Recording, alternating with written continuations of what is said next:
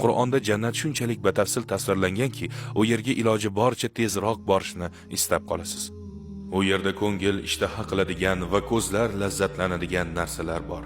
Sizlar u yerda abadiy qolursizlar. Payg'ambarimiz shunday dedilar: u yerda doimo sog'lom bo'lasizlar va hech qachon kasal bo'lmaysiz. Boqiy yashaysiz, hech qachon o'lmaysiz. Hech qachon qarimaysiz, doim yosh bo'lasiz.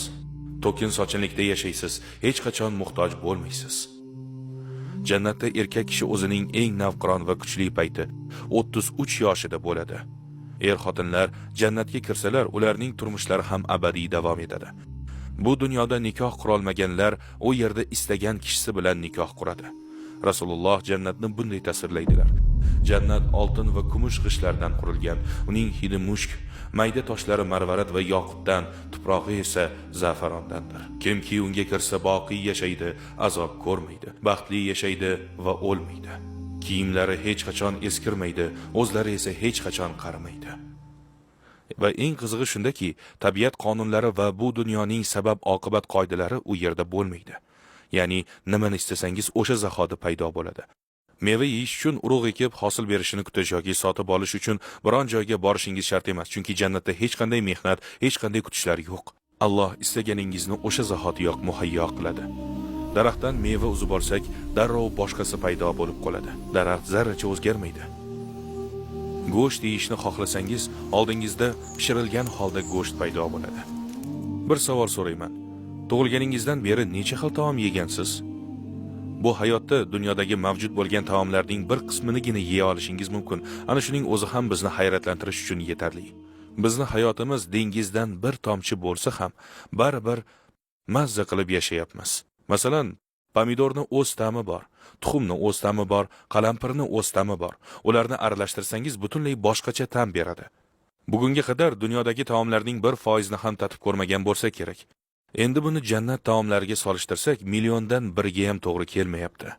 Yana bir ne'mat haqida gaplashsak, jannatda gina, hasad kabi qalb kasalliklari yo'q. Barcha yomon hissiyotlar olib tashlanadi. Hamma aka-ukadek yashay boshlaydi. Alloh buni quyidagicha tasvirlaydi: ularning dillaridagi g'illig'ishtlarni chiqarib tashladik. So'rilarda bir-birlariga boqib do'st bo'lgan hollarda o'ltiruvdilar. Shuningdek, Rasululloh aytganlar: ularning qalblari bir kishining qalbi kabi bo'ladi. Ular orasida hech qanday kelishmovchilik yoki o'zaro nafrat bo'lmaydi. Xuddi aka-ukalardek odamlar dunyodagi xotiralarni eslab gaplashib o'tirishadi. Bir paytlar yashagan davrlarda yana bir bor kezishlari mumkin bo'ladi.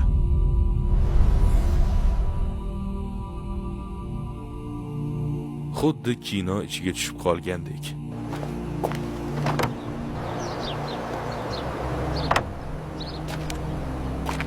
Dunyodagi eng qiziq voqealarni ko'rishlari va o'sha joyga borishlari ham mumkin bo'ladi.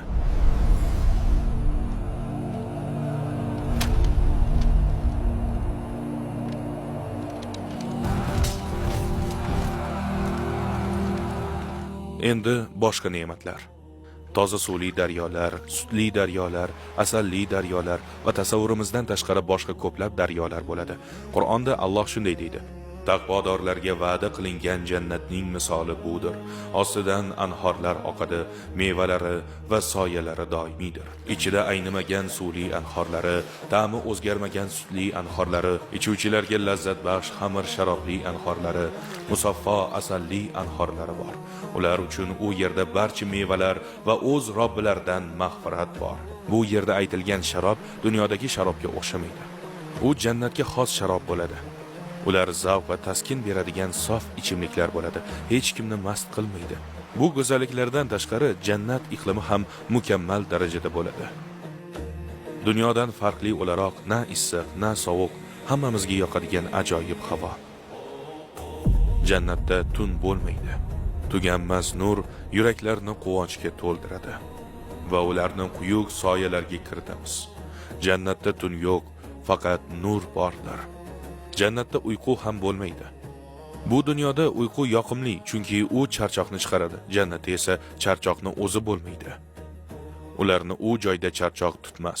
Bu dunyoda qiziqarli ishlarni qilsak ham biroz o'tib zerikamiz, to'g'rimi? Jannatda ham shunday bo'ladimi? Umuman, zerikishni o'zi yaratgan Alloh sizni zerikib qolishingizga yo'l qo'ymaydi. Demak, jannatdagi uyimiz abadiy xursandchilik, zavqqa to'la, muhtojlikdan xoli bo'ladi. Unga kirganlar hech qachon chiqishmaydi. Qur'on va hadisdan ma'lumki, jannatning 8 darvozasi bor.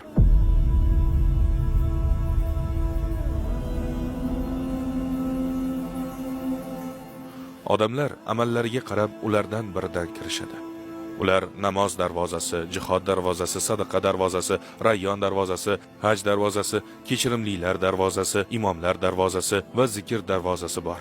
Mo'minlar o'zlarining martabalari va Alloh huzuridagi mavqelariga ko'ra jannatning 7 qavatidan birida bo'ladilar. Ular Al-Firdavs, Adn, Naim, Dorul Xuld, Al-Ma'wa, Dorussalom va Illiyun.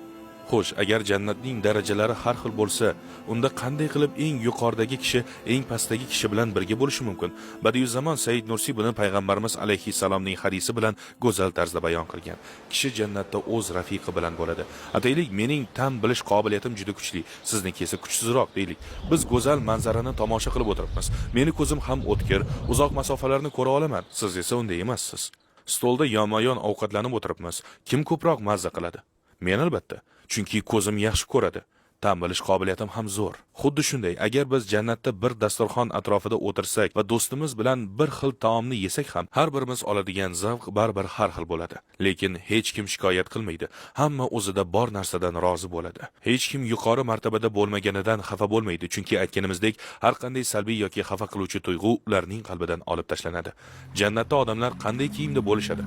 Qur'on bizga jannat liboslari ipakdan tikilgani va chiroyli bezatilgani haqida xabar beradi. Ular yupqa yashil ipak va istabroqdan liboslar kiyadilar, qalin ipakning bir turi. Ular oltin bilaguzuklar va marvaratlar bilan bezanurlar, kiyimlari esa ipak bo'lur. Jannatda ko'rinishimiz qanday bo'ladi? Dunyodagi ko'rinishimizda bo'lamizmi? Jannatda Alloh har bir insonga mukammal go'zallik va uni eng yoqtiradigan qiyofani beradi. Va bu go'zallik faqat bitta ko'rinish bilan cheklanib qolmaydi. Alloh bandalariga xohlagan paytda istalgan qiyofani tanlashga ruxsat beradi. Demak, jannat kishilari istagan chiroyga ega bo'lishlari mumkin bo'ladi.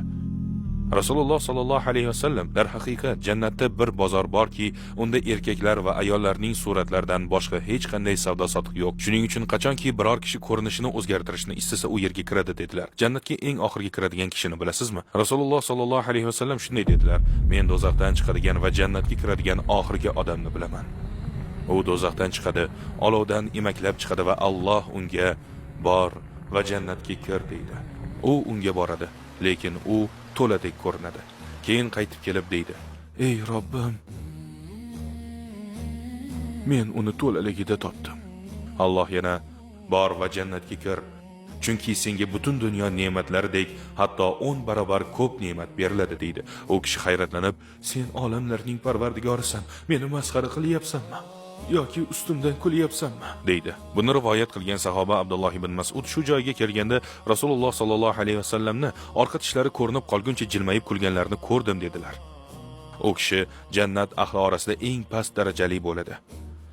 Eng asosiy savol: jannatda Allohni ko'ra olamizmi? Ha, inshaalloh. Eng katta baxtimiz Allohni ko'rishimiz va uni bizdan roziligini bilish bo'ladi.